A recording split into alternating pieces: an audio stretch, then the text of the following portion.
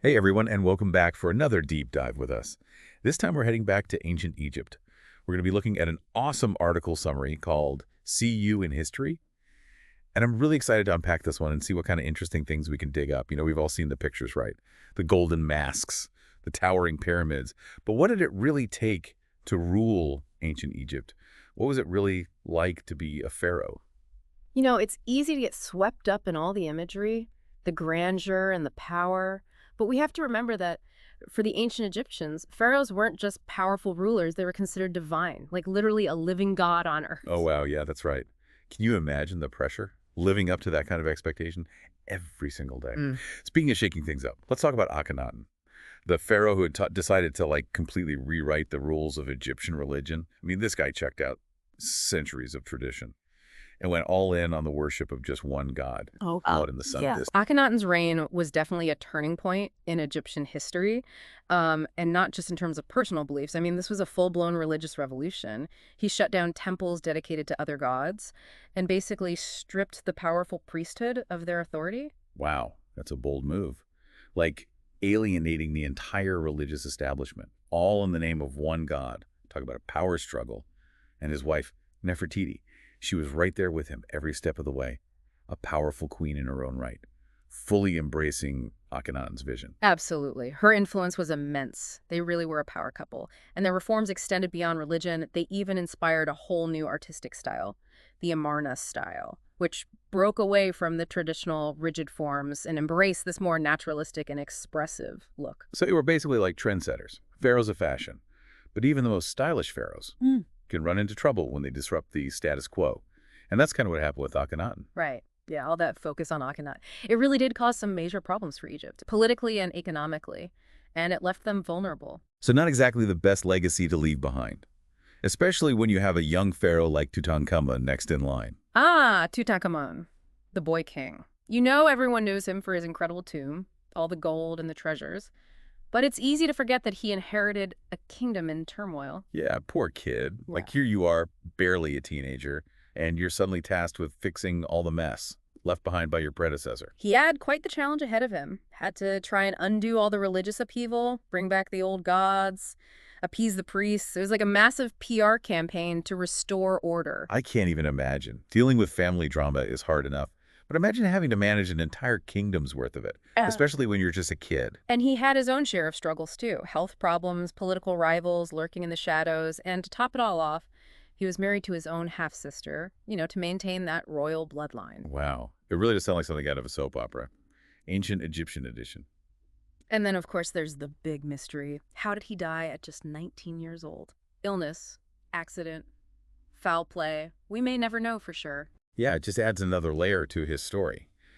This young pharaoh who became famous in death thanks to the incredible discovery of his tomb by Howard Carter back in 1922. It's one of the most iconic archaeological finds ever. Right up there with the Rosetta Stone. It really captured the world's imagination, this glimpse into the wealth and artistry of the pharaohs, and all the intricate beliefs surrounding the afterlife. It's amazing how much we learn from that one tomb Yeah. about ancient Egyptian culture and their obsession with the afterlife. These guys were seriously invested in their post-life plans. Oh, yeah, they were. And to understand why, we need to dive into their beliefs about what happened after death, because for the ancient Egyptians, death wasn't the end, it was just the beginning of another journey. Okay, so afterlife journey. And speaking of journeys, we got to talk about mummification. I mean, these guys really went all out to preserve those bodies. It's fascinating, isn't it? But it wasn't just about preserving the physical body, it was about ensuring the soul's safe passage to the afterlife. They believed the body was essential for the soul's journey. Like a vehicle for the afterlife. Exactly, and they had to make sure it was in tip-top shape to make that journey. Yeah, I can only imagine what the afterlife traffic is like. Better have a reliable chariot. Absolutely. No breakdowns allowed on this trip, and that's why they developed these incredibly sophisticated methods to prevent decay. I've read about those. It was a whole process, not just a quick wrap and go situation. Oh yeah, it was a 70-day ordeal. 70 days. Wow. They started by removing the internal organs, then they dehydrated the body using these special salts called neutron, and then came the wrapping.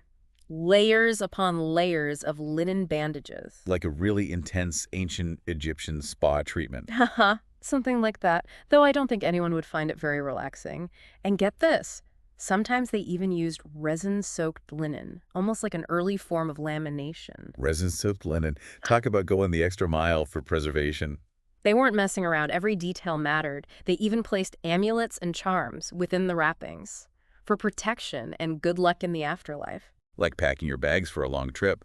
But instead of clothes and toiletries, it's amulets and lucky charms. Exactly. And then there was this really interesting ritual, the opening of the mouth ceremony. Opening of the mouth, what was that all about? It was this incredible ceremony where they would symbolically reanimate the deceased by touching their mouth and eyes with special tools. So they could eat and breathe and see in the afterlife. Precisely. It was like giving them the ability to experience all the pleasures of the physical world, but in this new spiritual realm. That's pretty amazing. It's like they were giving the deceased a whole afterlife makeover. And speaking of makeovers, we can't forget about their tombs. These weren't just simple graves. They were meant to be eternal homes for the deceased. Yeah, they really went all out with the decor, like those pictures you see of tombs filled with furniture and food and games. They wanted to make sure that their loved ones had everything they needed in the afterlife, and they believed that these objects would magically transform and become usable in that other realm. So a pharaoh's tomb might have chariots and weapons,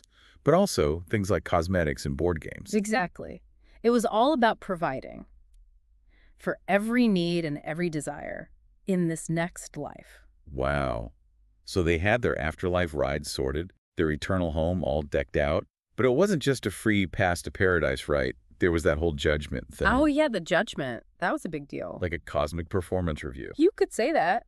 They believed that everyone, pharaoh or peasant, faced judgment before Osiris, the god of the underworld. So no one got special treatment?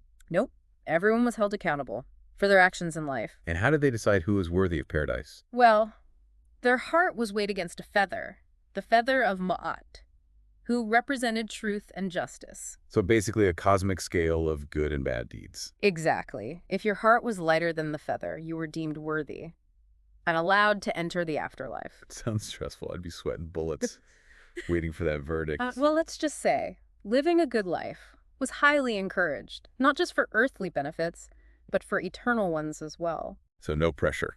Just the fate of your soul hanging in the balance. And what about those whose hearts were heavier than the feather? Well, that's where Amut comes in, the devourer of souls. Devourer of souls. Okay, that sounds terrifying. She was a fearsome creature, with the head of a crocodile, the body of a lion, and the hindquarters of a hippopotamus. Wow, that's like the ultimate mashup of scary animals. And if your heart was found wanting, she would devour it, preventing you from entering the afterlife. Yikes. I'm definitely adding, be kind to everyone, to my to-do list right now. Good idea. It's better to be safe than sorry. So living a good life, it wasn't just a moral suggestion. It was a matter of cosmic survival. Exactly. Their entire worldview was based on this idea of balance and harmony. Ma'at wasn't just about being good. It was about maintaining order in the universe. Okay, so we've covered pharaohs, mummies, eternal homes, cosmic courtrooms, and the importance of being a good person. But what about all those amazing mythical creatures that ancient Egypt is known for? Yes. The mythical creatures. They're a fascinating part of Egyptian mythology. Like they had a whole cast of characters. They did. And each creature had its own symbolic meaning, reflecting different aspects of their beliefs. So it's like a whole other language. In a way, it is a language of symbols and metaphors that help them understand the world around them. Okay, so let's decode some of those symbols.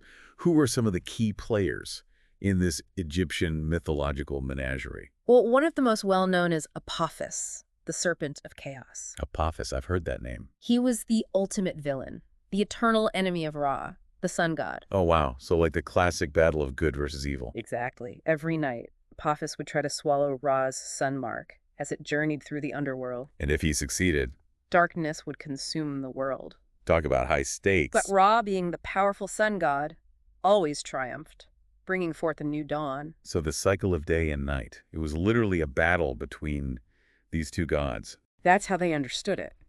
It's a powerful metaphor for the constant struggle between order and chaos that exists in the world. And what about Amut, the devourer of souls? Yeah. We met her briefly earlier. Yes. Amut. She's definitely one you don't want to cross in this life or the next. I'm getting that vibe.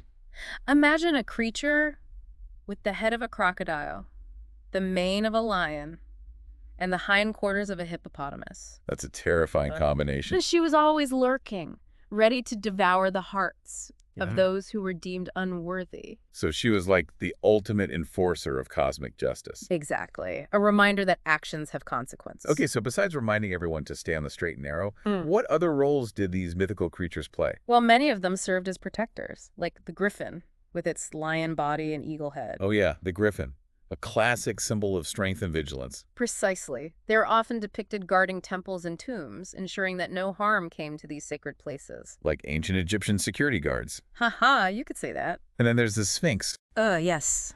The enigmatic Sphinx. half human, half lion. A symbol of royalty and wisdom, unlike the Greek Sphinx, which was known for its riddles and trickery. The Egyptian Sphinx was a benevolent guardian, protecting temples and tombs. Interesting. So it was a creature of power. Absolutely, a symbol of divine authority, and a reminder that knowledge and strength are essential for maintaining order.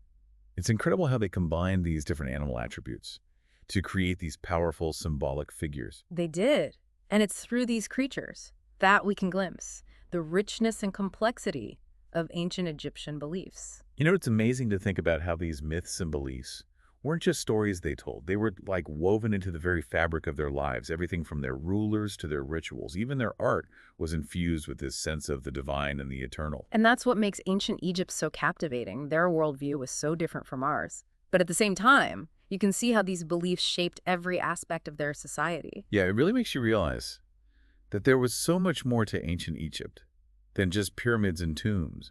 Absolutely. They were a vibrant and complex civilization with a deep spiritual understanding of the universe. And they left behind this incredible legacy that continues to fascinate us centuries later. A legacy that we're still trying to unravel and learn from. I feel like we've only just scratched the surface here. But even in this short, deep dive, we've uncovered some pretty amazing insights. We have, from the divine power of the pharaohs to the meticulous rituals surrounding death and the afterlife, and of course, the captivating world of Egyptian mythology. It's mind-blowing to think about. The sheer scale of their achievements. The pyramids, the temples, those intricate hieroglyphics. And to think it all stemmed from this profound belief system that permeated every aspect of their lives. And even though their civilization eventually declined, their legacy continues to resonate with us today. Yeah, I think that speaks volumes about the enduring power of their beliefs, their art, and their stories. They left an undeniable mark on human history. So as we wrap up our deep dive, here's a final thought-provoking question for you. Imagine you're an ancient Egyptian, preparing for your journey into the afterlife. What one object would you choose to be buried with? And why? It's a question that really makes you think about what they valued most and what they hoped to experience in that next life. It's a tough one, for sure, but it's a great way to reflect on everything we've learned about this amazing civilization. So until next time, keep exploring, keep asking questions, and never lose that sense of wonder. Thanks for joining us.